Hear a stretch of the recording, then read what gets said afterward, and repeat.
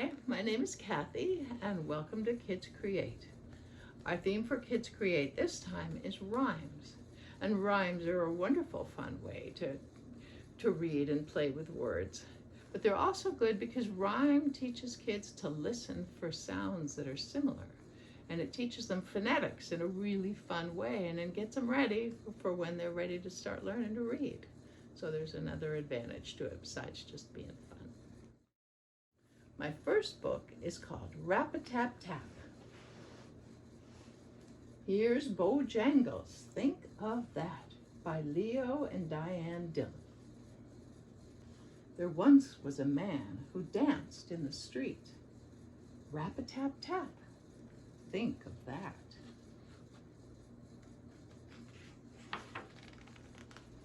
He brought pleasure and joy to the people he'd greet. Rap-a-tap-tap. Think of that. He didn't just dance, he made art with his feet. Rap-a-tap-tap. Think of that. He danced past doors, some were open, some closed. Rap-a-tap-tap. Think that. He danced past folks in their fancy clothes. Rap-a-tap-tap. Think of that. He danced through a place people called the Skids. Rap-a-tap-tap. Think of that. He danced through crowds of laughing kids. Rap-a-tap-tap. Think of that. His feet fairly flew as he tipped his hat. Rap-a-tap-tap. Think of that. He briefly paused to pat an old cat. Rap-a-tap-tap. Think of that. He danced rain or shine in all kinds of weather. Rap-a-tap-tap. Think of that. People listened each day for his toe-tapping clatter. Rap-a-tap-tap. Think of that. He danced many rhythms that were seldom the same. Rap-a-tap-tap. Think of that. Dance was his passion, and it brought him fame. Rap-a-tap-tap. Think of that. Bojangles, Bojangles. That was his name. Rap-a-tap-tap. Think of that. My next book is The Snail and the Whale by Julia Donaldson. This is the tale of a tiny snail and a great big gray-blue humpback whale. This is a rock as black as soot, and this is a snail with an itchy foot. The sea snail slithered all over the rock and gazed at the sea and the ships in the dock. And as she gazed, she sniffed and sighed. The sea is deep and the world is wide.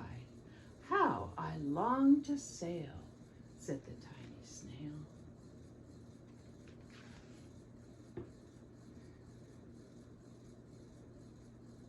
These other are snails in the flock, who all stuck tight to the smooth black rock, and said to the snail with the itchy foot, "Be quiet, don't wiggle, sit still, stay put."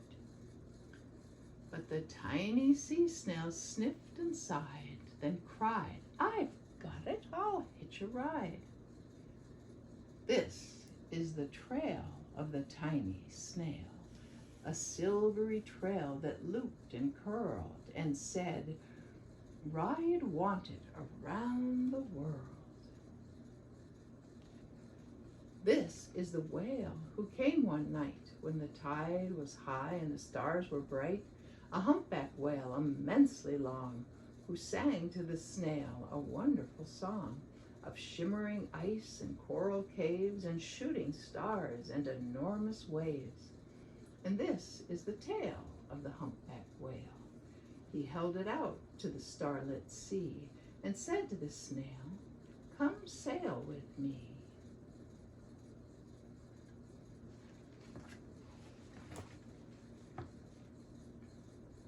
This is the sea so wild and free that carried the whale and the snail on his tail to towering icebergs in far-off lands.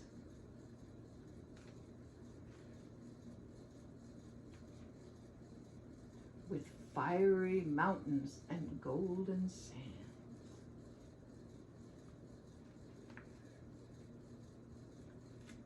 These are the waves that arched and crashed and foamed and frolicked and sprayed and splashed. The tiny snail on the tail of the whale. These are the caves beneath the waves, where colorful fish with feathery fins and sharks with hideous toothy grins swam past the whale and the snail on his tail. This is the sky so vast and high, sometimes sunny and blue and warm, sometimes filled with thunderstorms, with zigzag lightning flashing and frightening the tiny snail on the tail of a whale.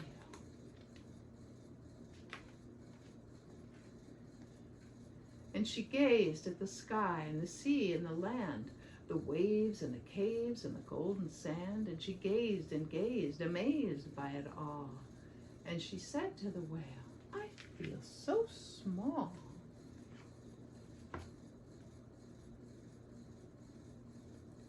But then came a day the whale lost his way.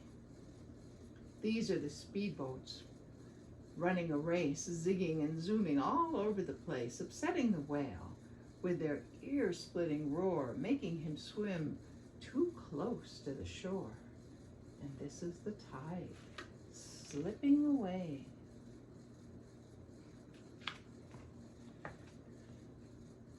And this is the whale lying beached in a bay. "Quick, off the sand, back to the sea," cried the snail. "I can't move on land, I'm too big," moaned the whale. The snail felt helpless and terribly small. Then, "I've got it," she cried, and she started to crawl.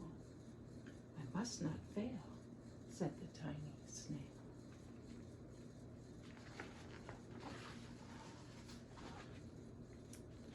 This is the bell on the school in the bay, ringing the children in from their play. And this is the teacher holding her chalk, telling the class, "Sit straight, don't talk." And this is the board, as black as soot. And this is the snail with the itchy foot. "A snail, a snail!" The teacher turns pale. "Look," say the children, "it's leaving a trail." This is the trail of the tiny snail, the silvery trail saying, "Save the whale."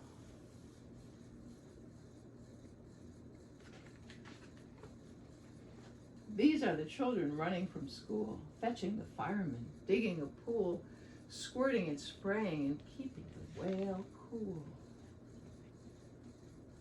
And this is the tide coming into the bay. And these are the villagers shouting, "Hooray!" as the whale and the snail travel safely away. Back to the dock and the flock on the rock, who said, "How time has flown, and haven't you grown?" And the whale and the snail told their wonderful tale of the shimmering ice and coral caves and shooting stars and enormous waves, and how the snail, so small and frail, with her looping, curling, silvery trail, saved the life of the humpback whale. And then the humpback whale held out his tail, and on crawled snail after snail after snail. And they sang to the sea as they all set sail on the tail of the gray-blue humpback whale. Well, thank you all for joining me, and I hope that we get to meet again next month. You all take care and keep reading.